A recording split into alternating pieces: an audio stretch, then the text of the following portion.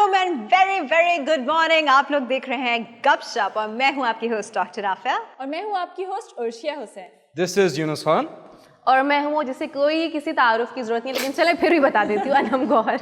तारुफ की तो जरूरत नहीं है, लेकिन इतनी तारीफों की जरूरत है क्योंकि तारीफें अनम को इतनी मिलती रहती हैं माशाल्लाह। मैं कहती हूँ मतलब वन डे शील ग्रो, मतलब अभी तो अच्छी खासी लंबी हो चुकी और है, कितना ग्रो, वैसे ग्रो नहीं but grow in the field so much. I can foresee कि अनम बहुत आगे जाने वाली है। मैं भी कुछ अर्ज करना चाहूंगी। तारीफ उस खुदा की जिसने आपको बनाया। ओए शुक्रिया। वाह वाह वाह, you scratch my back. Don't expect any compliment from my side. आज भाई सबसे पहली बात उर्शिया ने कहा मैं करूंगी। वैसे तो यूजली अनम करती हैं, लेकिन आज उर्शिया जो है बहुत बेताब हो रही है। जी उर्शिया जी, मैंने कहा कि छोटी मोटी बातें तो चलती रहती हैं, अपनी स्टोरी से ब्रेक करते हैं और प्रोग्राम का जो है आगाज़ करते हैं। मैं बेसिकली बात करूंगी अमेरिका की डेथ वैली की।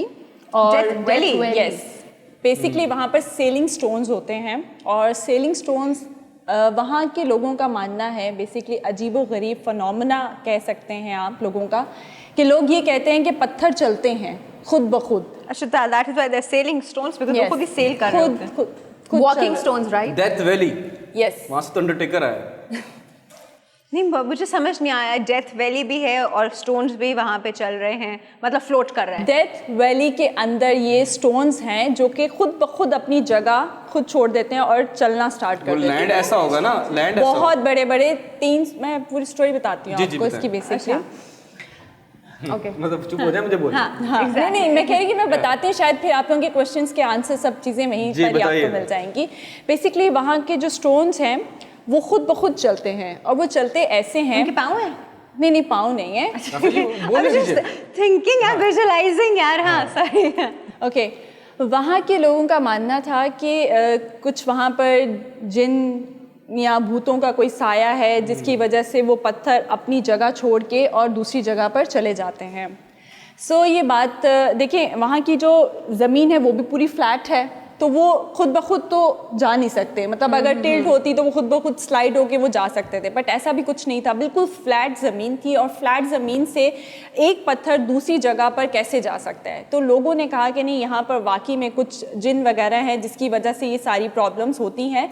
और फिर जब ये साइंटिस्ट को ये बात पता चली, उन्होंने ये सोचा कि इसके ऊपर स्टडी किया जाए कि ये पत्थर वहाँ से वहाँ क्यों जाते हैं। बेसिकली वहाँ पर हाई रेजोल्यूशन उन्होंने कैमरे सेट किए और उन्होंने देखा कि हम लोग सारी चीज़ें खुद ब खुद ही रिकॉर्ड करके और देखते हैं कि क्या माजरा है वहाँ का। तो 1 साल हो गया था, वहाँ पर ऐसी कोई भी एक्टिविटी नहीं हुई थी। और जिस दौरान ये एक्टिविटी हुई बेसिकली, तो वो दिसंबर का महीना, आई मीन वहाँ पर जो भी सर्दी का महीना होता है, बेसिकली वहाँ पर बारिशें और सर्दी और स्नो जहाँ पर जब आती है टाइम पे, तो वो स्लाइड होते थे। तो तब लोगों को पता चला कि ये उस प्रॉब्लम की वजह से, जब वहाँ पर बारिशें होती हैं या सर्दी होती है या स्नो जब वहाँ पर होती है, स्नोफॉल बेसिकली, तो उसकी वजह से ये सारी प्रॉब्लम्स आती हैं। जिस तरह हमारे यहाँ लैंड स्लाइडिंग होती है, उनके यहाँ पे स्टोन स्लाइडिंग होती है। Stone sliding. अच्छा, तो क्या वो पानी चलता नहीं है?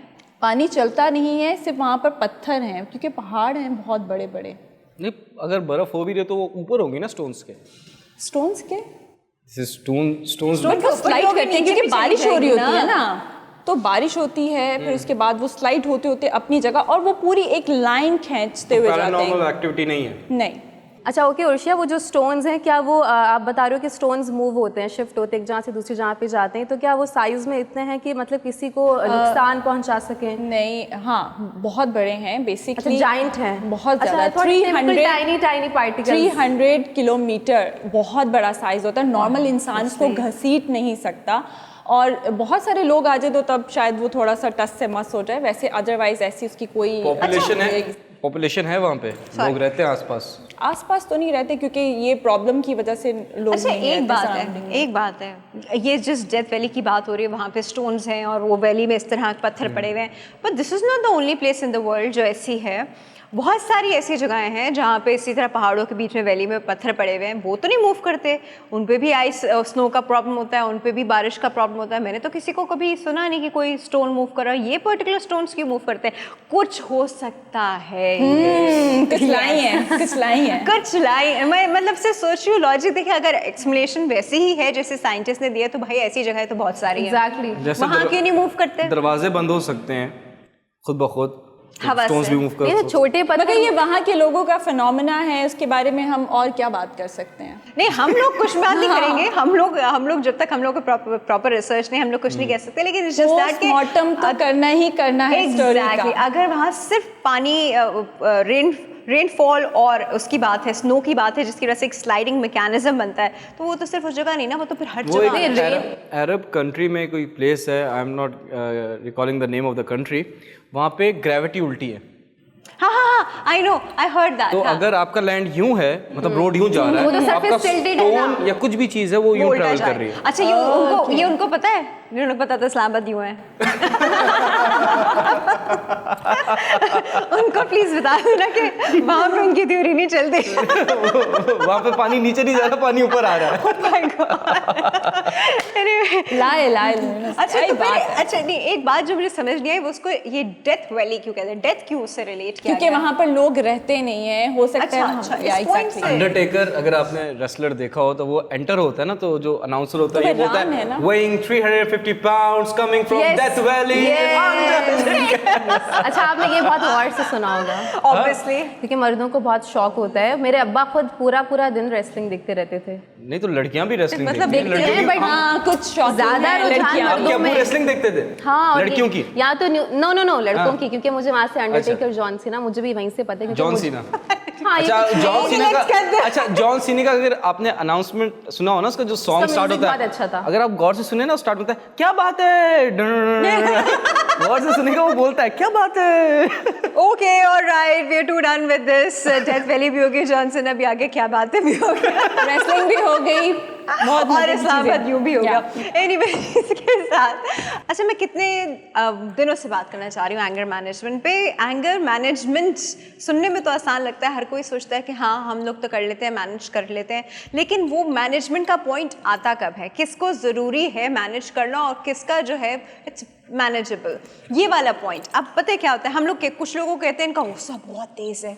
अब कुछ लोग होते हैं जिनको गुस्सा आता है तो वो चुप हो जाते हैं, कुछ लोग होते हैं जिनको बहुत गुस्सा आता है तो वो रोना शुरू कर देते हैं, कुछ लोग होते हैं जिनको गुस्सा आता है तो वो चीज़ें तोड़ना शुरू कर देते हैं, सामने वाले का कुछ ख्याल नहीं होता है, टपाक लगाया और इधर लगाया। हम ऐसे बस लोगों के अपने अपने तरीके एक्सप्रेस करने के गुस्से को।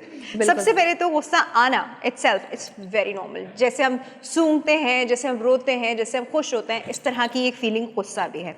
बट हम लोग टाइम के साथ क्या सीखते हैं कि हमको किन बातों पे रोना चाहिए, किन बातों पे लेट गो कर देना चाहिए, किन बातों पे हंसना चाहिए, किन बातों पे हंसना नहीं चाहिए। इसी तरह वक्त के साथ हमें सीखना चाहिए कि हमें अपने गुस्से को कैसे कंट्रोल करना चाहिए और कहाँ दिखाना भी चाहिए और कहाँ नहीं दिखाना चाहिए।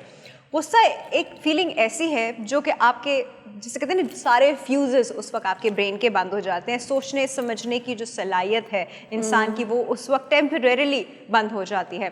गुस्से में लिए हुए डिसीजंस, गुस्से और जज्बात में कही भी बातें।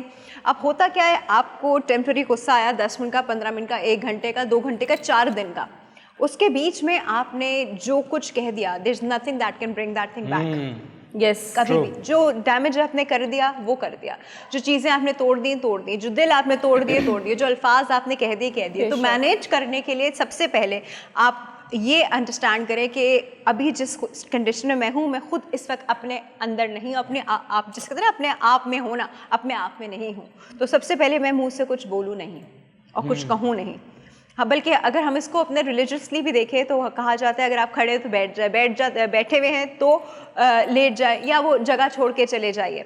गुस्सा एक्चुअली हम लोग सीखते हैं, बच्चा पैदा होते गुस्सा नहीं करना शुरू कर देता। बच्चा देखता है कि उसके सराउंडिंग में, उसके पेरेंट्स या उसकी सराउंडिंग में अगर मेड्स हैं या नाना नानी दादा दादी कैसे रिएक्ट कर रहे हैं लोगों पे, तो बच्चा गुस्सा वहाँ से सीखता है, लोगों के रिएक्शन से सीखता है। तो अगर हम बच्चे को सिखाएंगे कि गुस्सा मतलब हम जब खुद सब्र करेंगे तो हम खुद दिखाएंगे कि हम गुस्से में नहीं बोल रहे हैं, कुछ नहीं कर रहे, तो बच्चा भी सीखेगा कि गुस्से में उसको किसी को लगा नहीं देना। आजकल की मदर्स के साथ मैं देखती हूँ, अच्छा उसने ये किया तुम्हारे साथ, तुमने उसको पलट के लगाया नहीं। No, never do that, never do that. अब हम बात करेंगे एंगर मैनेजमेंट की एक अडल्ट लेवल पे, जिसकी वजह से ऑफिस का काम, घर की जिम्मेदारियां, बहुत सारी चीज़ें जो है वो अफेक्ट होती हैं। लेकिन एक ब्रेक है, उस ब्रेक के बाद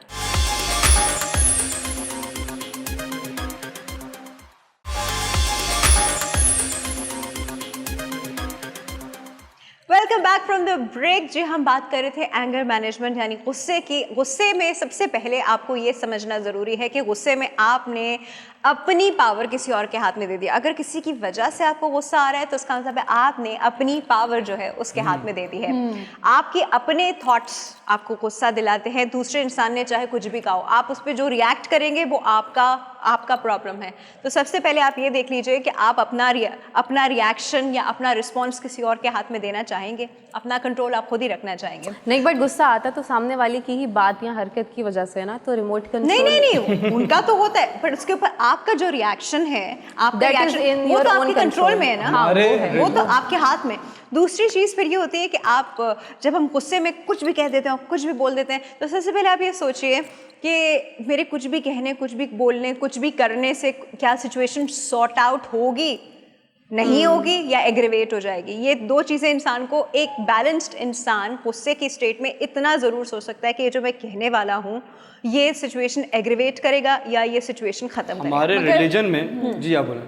मगर लोग ऐसे भी तो होते हैं कि बार बार आपको गुस्सा दिलाते हैं, इरिटेट करते हैं, आपको आप उसी अपना बात पे कंट्रोल पॉइंट दे पे देते लेकर हो, आते हैं। आप अपना कंट्रोल उनके हाथ में दे देते हो कि बार-बार आपको गुस्सा दिलाएं। साइकोलॉजी का एक पॉइंट ऑफ व्यू है। साइकोलॉजी पॉइंट ऑफ व्यू से जब आपको किसी चीज़ पे गुस्सा आता है तो आप अपना कंट्रोल उनके हाथ में देते हो।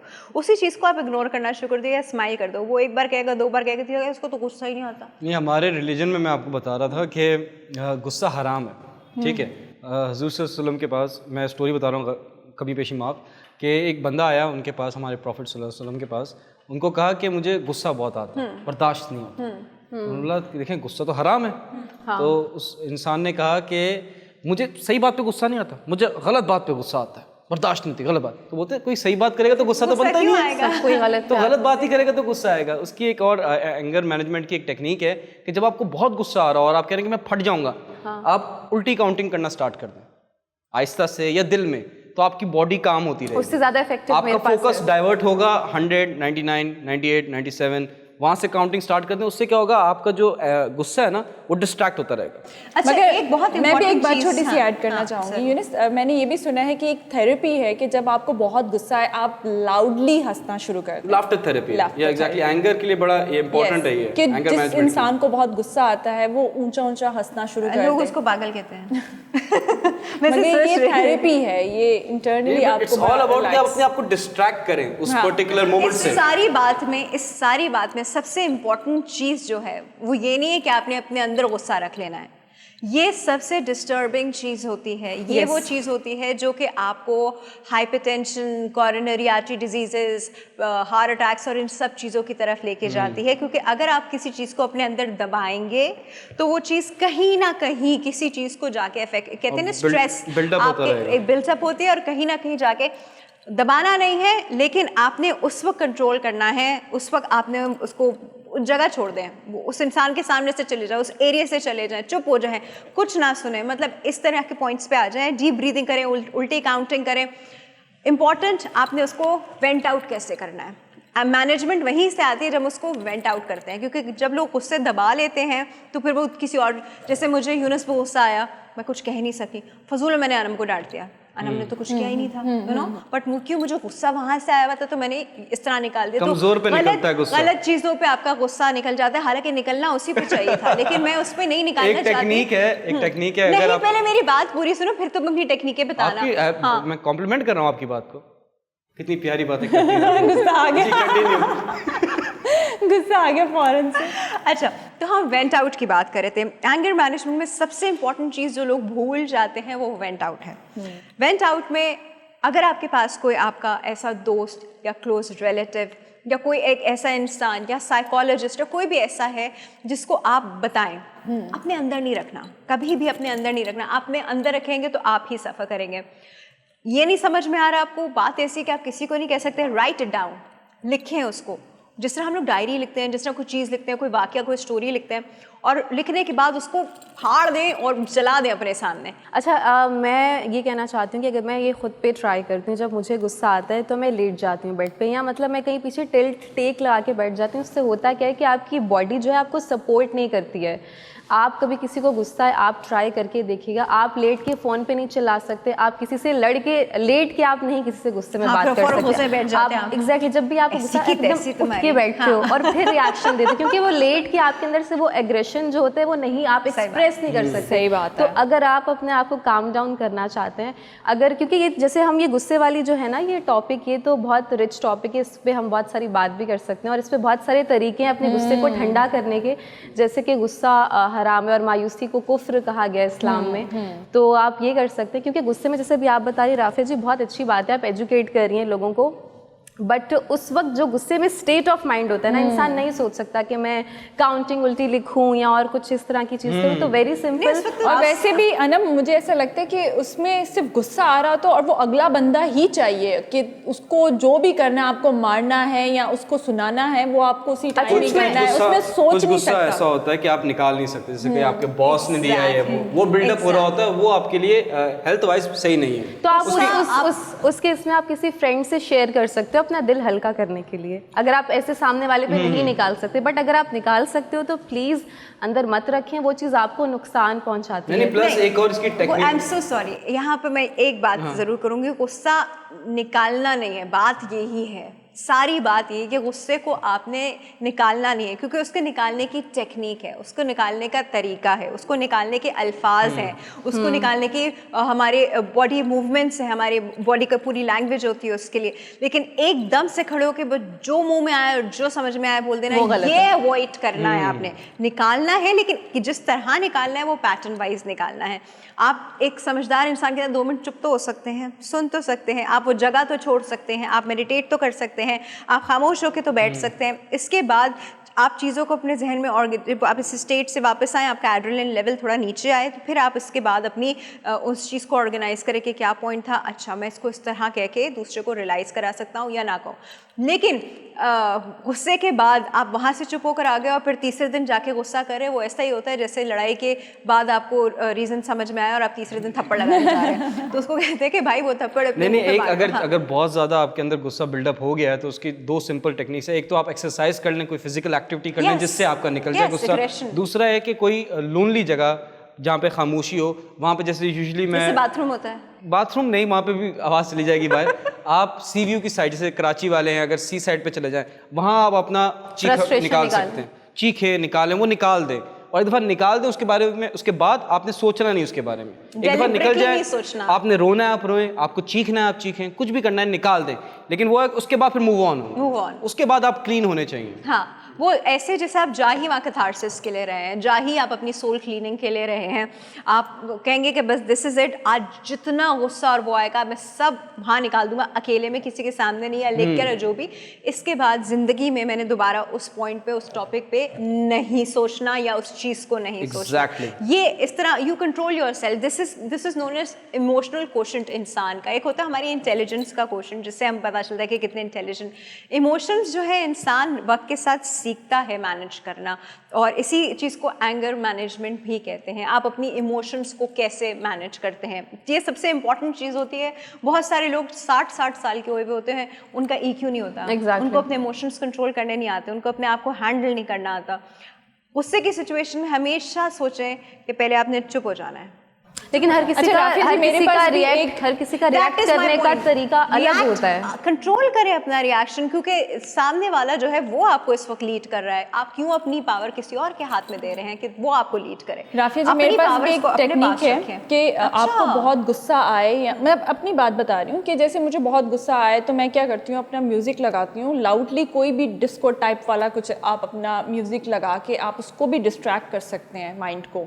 जब आपको गुस्सा आए या आप ड्राइव पे निकल जाएं, म्यूजिक लगा लें, उससे भी आपका गुस्सा ओवरथिंकिंग भी आपको ज़्यादा पीछे पड़ जाती है। बस ये ओवरथिंकिंग जो है और ये गुस्सा जो बैकलॉग में आपके पड़ा हुआ होता है, ये सारी जिंदगी आपकी तबाह कर सकता है, लेकिन दुनिया में सही तरीके से एक्सप्रेस नहीं किया तो। मुझे लगता है कि दुनिया में जितने भी बड़े बड़े सक्सेसफुल लोग हैं वो सब ओवरथिंकर्स ही होते हैं, क्योंकि जब तक आप दिमाग में बीज नहीं उगाएंगे सोचने का, कुछ करने का, तो उसके बाद आप आपके जहन में एक विजन बनता है, फिर जाके आप उस पर काम करना शुरू करते हो। नहीं, it's all about your idea. नहीं, ओवरथिंक को मैं गलत चीजें नहीं कंपेयर करी। हाँ, उस वाले गुस्से में यार इसने मेरी ये चीज सही नहीं की, तो आप उसके बारे में सोच रहे हैं, मैं वो वाला सोचना नहीं अपने बारे में सोचें, ओवरथिंकिंग अपने बारे में। कहते हैं ओवरथिंकिंग नहीं होती, एवरेज वो थिंकर होता है। एक थिंकर एक प्लानर होता है। वो thinker planner is a different. Overthinking is like वो चीज वहाँ जरूरी नहीं थी, लेकिन आपने सोचा ये भी तो हो सकता था, ये भी तो कर सकता हाँ, था। in that context वो overthinking वाला था। ओवरथिंकिंग कर रहे हैं, मतलब जो हुआ नहीं वो चीजें आप सोच सोच के दिमाग में लाके अपने आप को और गुस्सा दिला रहे हैं। That is Overthinking नहीं करना average mind discuss people, great mind discuss ideas. Exactly. and tremendous minds stay quiet. इसी बात पे हम लेते हैं एक छोटा सा break and we'll be right back.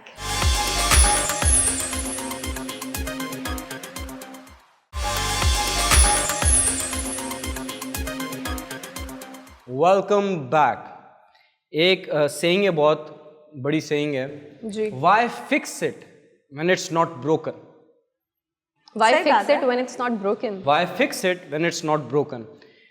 European countries में एक अमेरिकन पॉइंट ऑफ व्यू से कि इस्लाम को फिक्स करना चाहिए, उसमें से अच्छी अच्छी चीज़ें लेनी चाहिए, रिफॉर्म करना चाहिए मज़हब को। जैसे कि Oh my God. ज्यूइशइज्म जी। रिफॉर्म हुआ, क्रिश्चियनिटी हुई, इस्लाम का भी कहते हैं। तो वो मैं एक डॉक्यूमेंट्री देख रहा था, उसमें कह रहे थे कि why fix it when it's not broken. सही बात तो इस्लाम Exactly. Is not broken, Yes. It does not need any fixing. जैसे कि कुरान में कि हर लफ्ज़ कुरान में अल्लाह की तरफ से, ये हमारा बिलीव है और वो सारी चीज़ें अच्छी हैं। कोई कुरान में ऐसी चीज़ नहीं है जिससे वो, अगर जिहाद पे लोग यूजुअली बोलते हैं अमेरिकन या यूरोपियन जो डिफरेंट एंटी इस्लामिक हैं, वो हर दुनिया में हर जगह हैं, वो लोग बोलते हैं कि इस्लाम में जो जिहाद है वो नहीं होना चाहिए। बट वो जिहाद भी क्यों है, अगर उसकी डिटेल में जाएँ तो सबको क्लैरिटी आ जाती है। हम करते हैं क्रिश्चियनिटी, टॉलरेंस लेवल पे मैं बात करना चाहता हूँ कि जैसे फॉर एग्जांपल बहुत सारे लोग कहते हैं कि इस्लाम में एक्सट्रीमिस्ट हैं। इस्लाम के जो लोग हैं, जो मुसलमान हैं, वो एक्सट्रीमिस्ट हैं, वो डिफेंड करते हैं अपने रिलीजन को। अगर हम ये बात रखें तो जो डिफरेंट कंट्रीज हैं, डिफरेंट रिलीजन्स हैं, जैसे क्रिश्चियनिटी हो गया, क्योंकि Christianity is the top most religion in this world right now. तो क्रिश्चियनिटी में टॉलरेंस लेवल बहुत ज़्यादा है। लोग कहते हैं they can write Jesus is something bad and they can wear a shirt and they can move in London, कोई इनको कुछ नहीं कहेगा। That is freedom of speech in their opinion. But अगर कोई मुसलमान अगर हमारे प्रॉफिट सल्लल्लाहु अलैहि वसल्लम के बारे में कुछ कहते हैं और ऐसी शर्ट पहनकर कुछ बुरा बना के जाते हैं, तो he will be killed in moments, right? तो लोग इस चीज़ को अप्रिशिएट करते हैं इंटरनेशनली कि what we believe in, we defend it.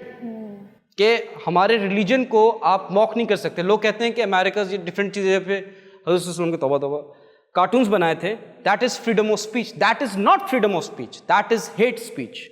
तो हम जो बिलीव करते हैं उसको हम डिफेंड करते हैं and we set a proper example. हमारे जो इस्लाम में रूल्स हैं, we follow that regarding our god, regarding our prophets, everything. Yes. Having said that, internationally जितने भी क्रिश्चियनिटी हो गया, हिंदुज़म हो गया, different world, first world countries and second and third world countries, Hinduism को भी ले लें तो वहाँ पे कोई 10,000 भगवान है, ठीक है। नो ऑफेंस टू एनीवन, किसी भी मज़हब का कोई भी हिंदुज़म की कास्ट का दूसरे भगवान को नहीं मानता, they are okay with it.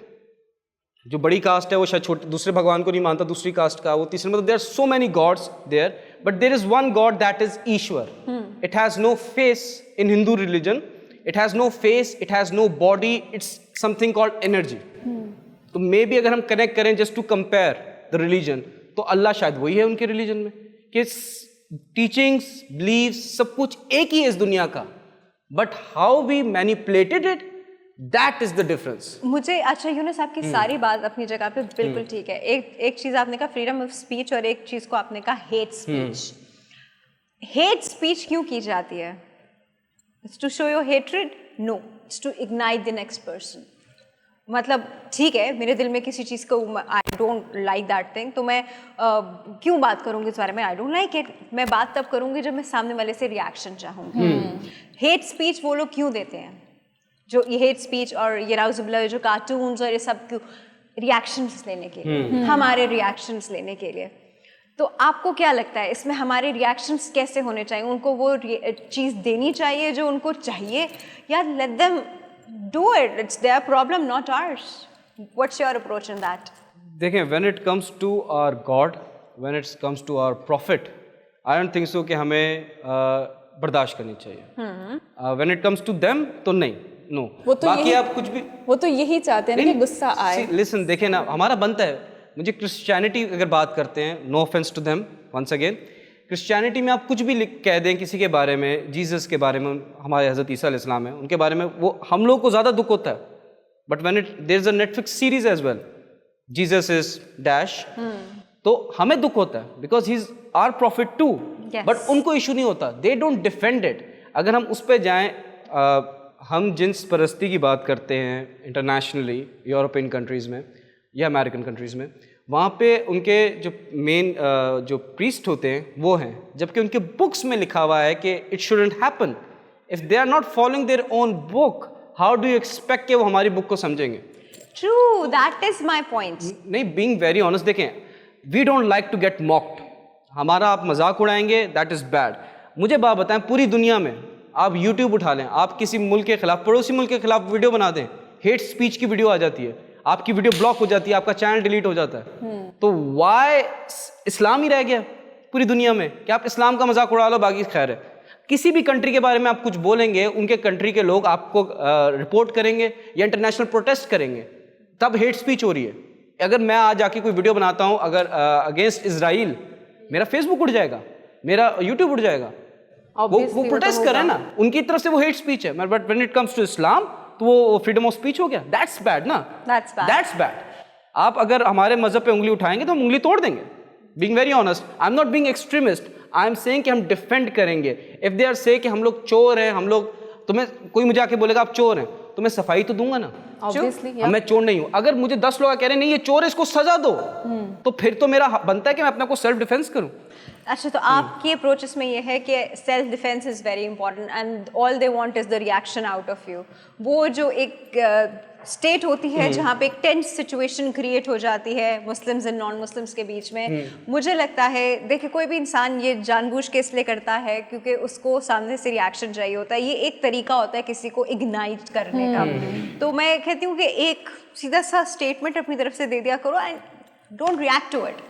उनसे कहो कि whatever you say, it's your problem, it's not our problem because we know what it is. और लोग तो वाकई में यही चाहते हैं कि अगले बंदे का रिएक्शन जो है वो कैप्चर किया जाए और लोगों की गुस्सा दिलाया जाए, उनकी अटेंशन डाइवर्ट की जाए। कभी-कभी इन चीज़ों को एज अटेंशन डाइवर्ट करने के लिए भी दुनिया के किसी और इशू से हटा के किसी और इशू पे डालने पे भी, जिस तरह हमारी पॉलिटिक्स में भी होता है, ये भी होता है। मैं ये बताऊंगा कि जैसे फॉर एग्जाम्पल न्यूजीलैंड की बात करते हैं जी। क्राइस्ट चर्च में एक मस्जिद में एक लड़के ने हम बहुत सारे लोगों को शहीद किया, और वो टेररिस्ट नहीं कहलाता, वो white, what is the terminology Rafi ji बताएं, white supremacist, something like that. It's, he is not called terrorist, ठीक है। यूएस में एक स्कूल में लड़का घुसता है और बेइंतहा छोटे बच्चों को, टीचर्स को मार देता है गोली, वो टेररिस्ट नहीं कहलाता। हमारे यहाँ टेररिस्ट कहला देते हैं। Terrorism is a big word. आप किसी को टेररिस्ट कर रहे हैं, आप कह रही हैं इग्नोर करने वाली बात। मैं, आप कहते हैं ना ये इग्नाइट करते हैं, हमें रिएक्शंस देखते हैं। जैसे फॉर एग्जांपल आज आपने मेरी उंगली पे सुई मारी है, मैं ठीक है जाने दो, कल को आप मेरे हाथ पे चाकू मारेंगे तो शोल्डर पे गोली मारेंगे। No, you have to make your point clear. Don't do this again. Yes, yes. But उसके ऊपर लड़ना, झगड़ना, चीजें अपने ही मुल्क में अपनी चीजों को नुकसान पहुंचाना, तोड़ना, ये बेवकूफ़ी है। ये जो हमारे रिएक्शंस, वो जो उनको हम इग्नाइट करके जो हमसे रिएक्शंस लेते हैं ना, कि हम किसी की गाड़ी के शीशे तोड़ रहे हैं, हम टायर जला रहे हैं, पथराव कर रहे हैं, ये क्या कर रहे हैं? ये तो हम अपने मुल्क में ही नुकसान कर रहे हैं ना। This is what they want from us उस वक्त। So you have to just make it clear on an international forum कि this is it, we will not tolerate this। आप अपना जिस तरह प्रैक्टिस करते हो हम भी आपके लिए कह सकते हैं, but we respect। But if you don't want us to respect, we will not respect। तो let's not go there।